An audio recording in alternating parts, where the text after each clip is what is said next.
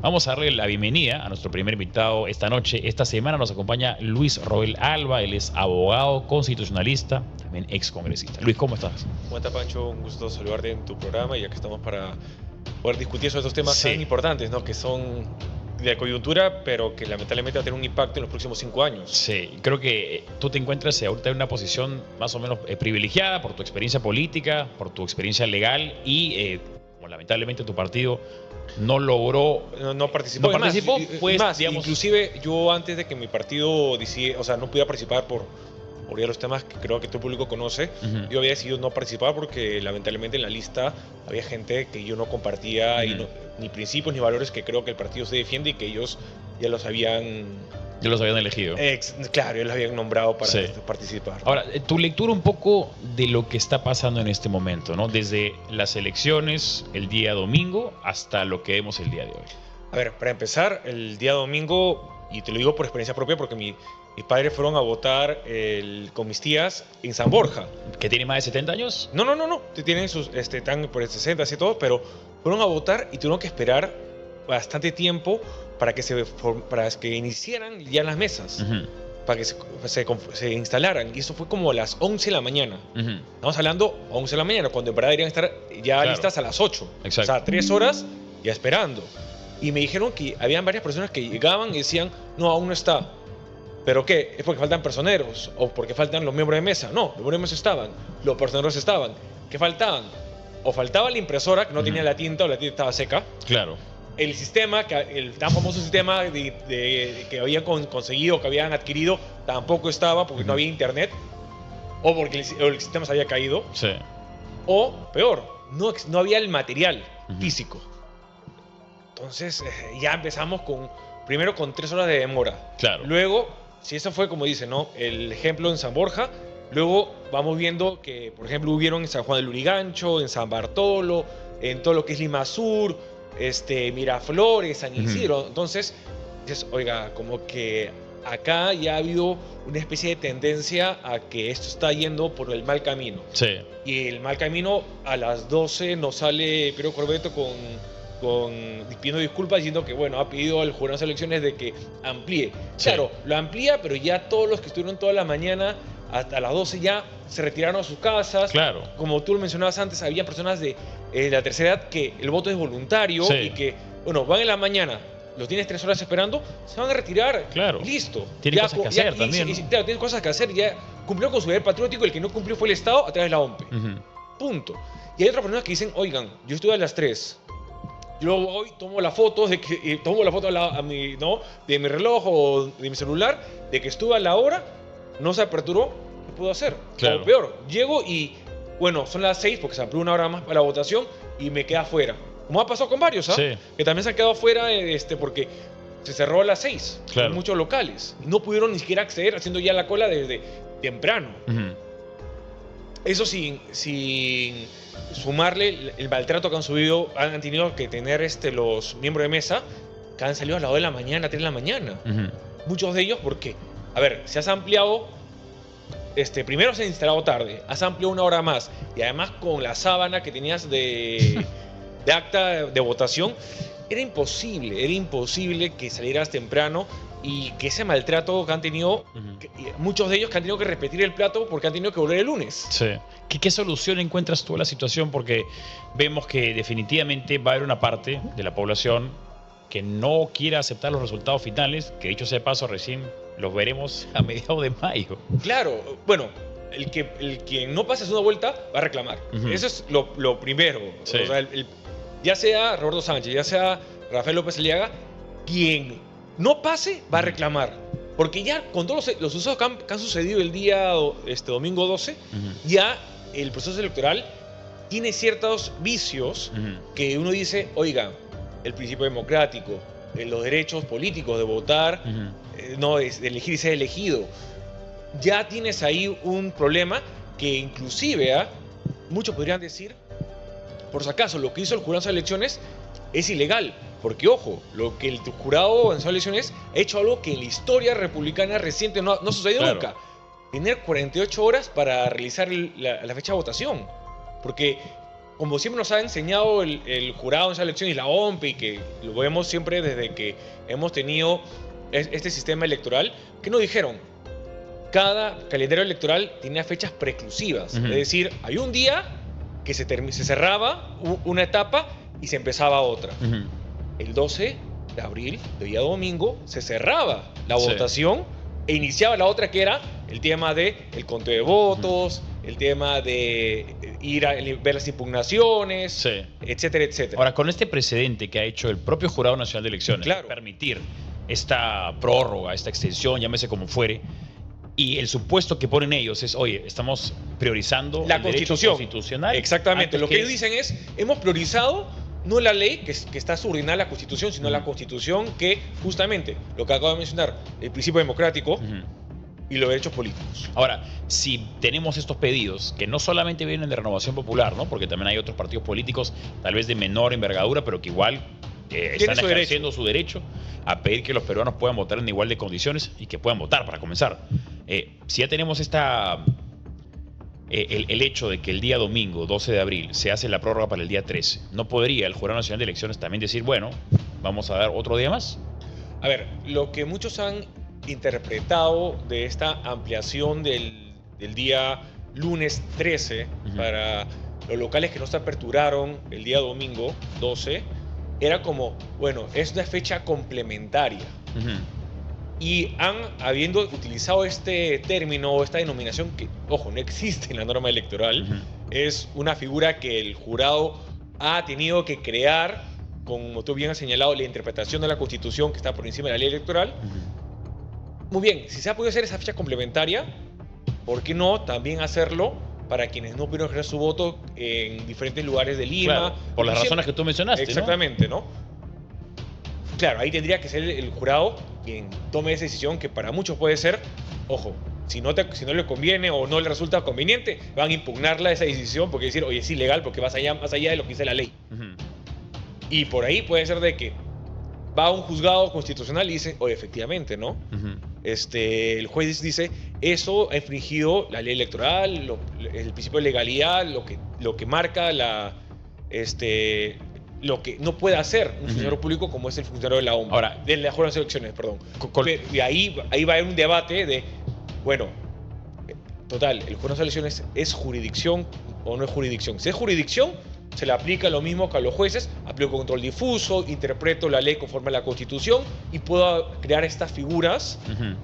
obviamente siempre prevaleciendo la Constitución y lo que contiene.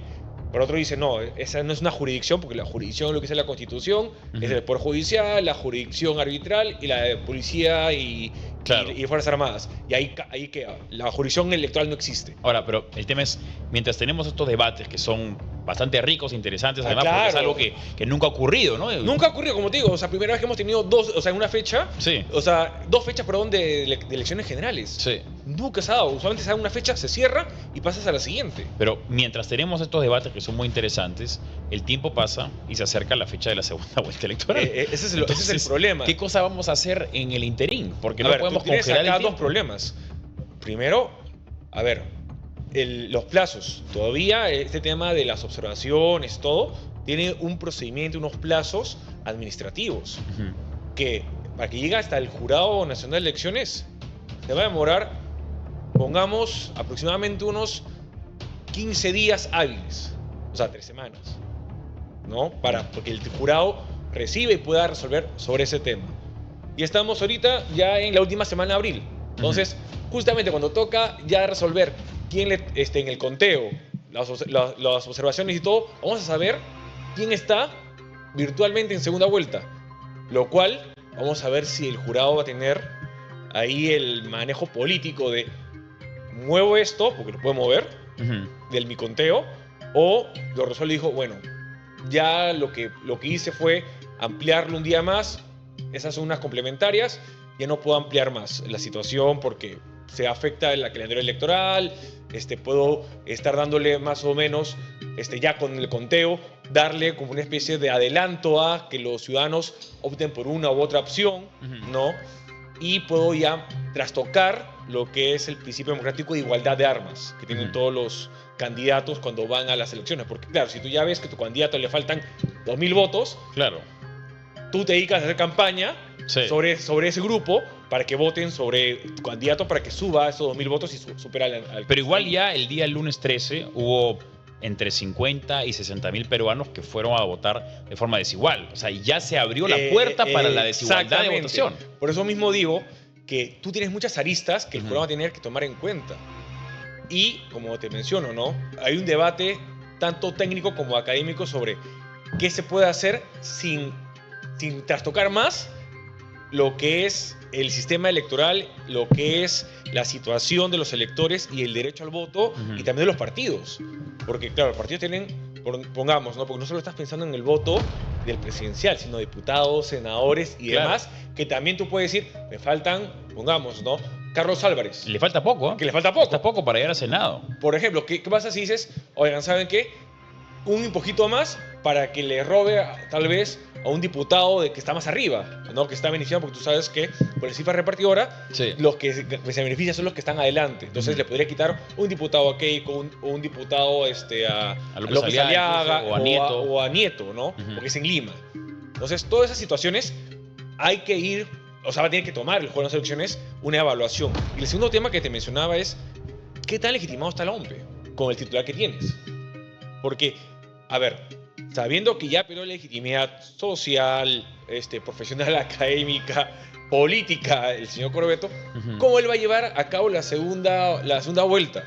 Ujú. Porque sí, ya hizo el papelón, que sabemos que lo ha hecho, ¿no? Y que no es una forma ni siquiera burda de decirlo, pero ha hecho tantos errores que uno pareciera que fueran una continuación de actos Ujú. que dices, bueno, ya linda la culpa con el dolo. Ahora, la Junta Nacional de Justicia también tiene autonomía. Sí, claro. Entonces, si bien su protocolo indica, por lo menos lo que han dicho es, vamos a revisar en 10 días hábiles y la suspensión Son vendrá 30 después. días hábiles el procedimiento. Así, 30 días hábiles. 30 días hábiles. Yo ya calculando, ¿no? Con el ¿Desde tema... el 12? Claro, desde el 12 que inició hasta... Con todo el 12 hecho de de la defensa, mayo. la audiencia y todo, son 30 días hábiles. Son 3 semanas Claro. y un poco más. Pero no podría la Junta Nacional de Justicia, en su capacidad de órgano autónomo, tomar una decisión también nuevamente, primando la Constitución No, y porque decir, ahí "Te me justamente vas". es que ahí estás viendo ya el debido proceso sancionador, ¿no? Entonces ahí sí el principio de legalidad es mucho más fuerte, porque estás viendo el tema de quien está siendo imputado. ¿Pero qué podría hacer el ¿Y una señor Pedro suspensión? Corbeto? Podría suspenderlo, eso sí, pero luego la audiencia, pero que igual tenemos muy cerca la fecha de la segunda vuelta. Ujú. Lo único que nos queda es que el señor Corbeto, o sea, con la presión mediática, social y demás que se está haciendo, Ujú. que me parece correcto, porque tenemos que demostrar el malestar frente a una persona que le ha fallado al país. Pero puede renunciar porque Sí, claro que puede renunciar. inicialmente mira, justamente decían... te paso A lo ver. que dice la ley orgánica. A ver. ¿Ves? Ahí está, Perfecto. listo. Justamente tenía una A copia. ver. Mira, la ley orgánica de la OMP dice, mira, artículo 10, incompatibilidades. ¿No? El ejercicio del cargo del jefe de la OMP es incompatible con cualquier otra función pública, excepto la docencia en tiempo parcial. Punto.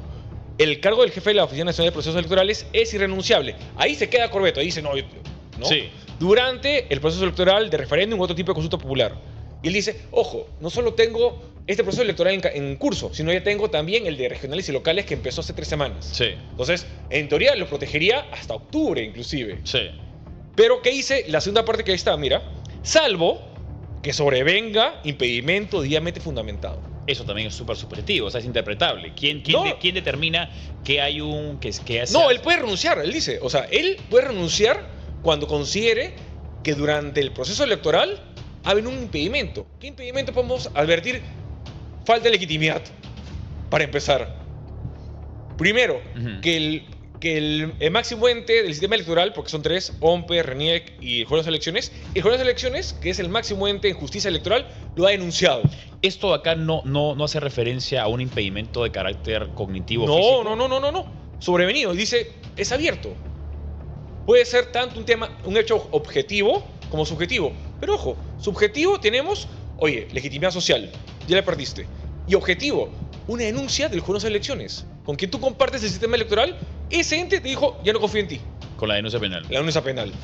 Luego, tienes ya investigados tanto el titular, que es Corbeto, como sus gerentes, por el Ministerio Público. Ujú. Ya le han pedido que le amplíe la seguridad para que no se escape del país. Ujú. te faltan más hechos objetivos para decir, oigan, sí tengo un impedimento que ha sobrevenido durante el proceso electoral. Ahora, que el señor se quiera aferrar o que trate de proponer estas leguleyadas para quedarse en el cargo y atribuirse a la norma y no a su propia capacidad, su permanencia. ¿Qué significa para ti? ¿Cómo interpretas tú que Piero Corbeto no quiera renunciar?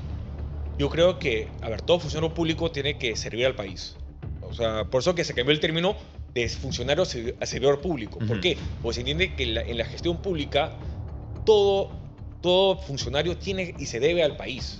Entonces, si él se da cuenta de que lamentablemente le ha fallado, como digamos relatado todos los hechos, ya él tiene que dar un paso al costado. Porque si no, ya la figura del servidor público que él es el titular de la entidad y que es el ejemplo de todos los funcionarios, de todos los servidores de la OMPE, ya está siendo un poco mermado. Ya no es un funcionario que sirve al país, sino se sirve a sí mismo.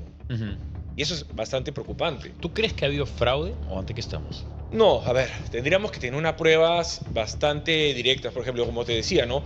Yo creo que hasta ahorita hay demasiados actos que, claro, podríamos derivar de que hay bastantes casos de incompetencia, pero la incompetencia no genera dolo, sino genera más bien culpa, ¿no? Pero claro, como dice varios estudios, si sumas uno más otro, claro, te da un tema de que o uno es muy incompetente o es muy incompetente, sí, o en verdad él quiso generar toda esta situación que no creo que lo beneficia a él o a un partido en general, sino más bien perjudica a todo el país. ¿No crees tú que si se perjudica a una fuerza política como puede ser Rafael López Aliaga, por naturaleza quien se beneficia es quien estaba detrás, o sea, Roberto Sánchez? ¿No crees tú que ha habido una telaraña, digamos, diseñada para perjudicar a uno, beneficiar a otro, y él ha sido un instrumento, claro? Es que la palabra para el fraude, que es un Claro. ambiente normativo, necesitas también las pruebas de la dirección. Hasta ahora no hemos visto la dirección, sino hemos generado, como Sí. hemos hecho, bastantes hechos que te demuestran así una incompetencia bastante amplia. ¿No te parece bastante que grande. en el discurso político, al menos, es muy común atribuirle delito de corrupción a tu rival?